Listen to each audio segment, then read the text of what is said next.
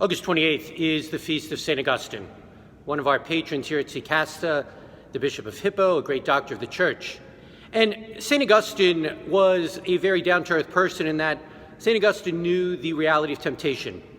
If you remember the story, St. Augustine is an early young man, was quite the playboy, with running around with mistresses, illegitimate children, enjoying the fine life. It was his mother, St. Monica, whom we celebrate the day before, whose incessant prayers and the grace of God finally led to Augustine's conversion.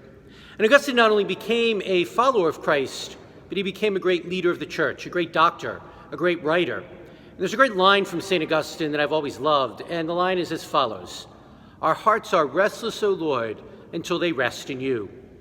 And Augustine used that line to talk about his own conversion, how he kept looking for peace and meaning in money and fame, in sex and relationships, and kept coming up empty and dry. It wasn't until finally he turned his heart to the Lord that he found that rest, that peace, and that comfort he had been longing for.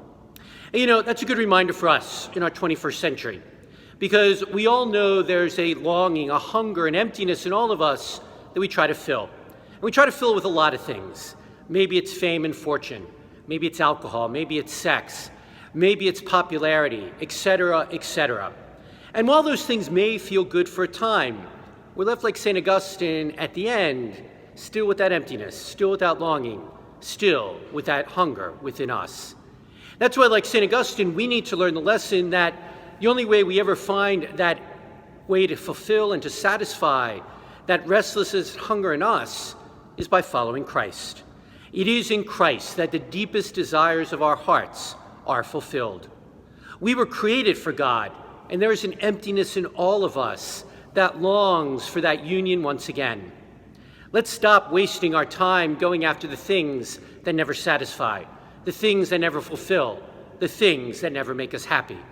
But instead, let's put our time, our energy, and our concentration where it really matters, where we're going to see a payoff.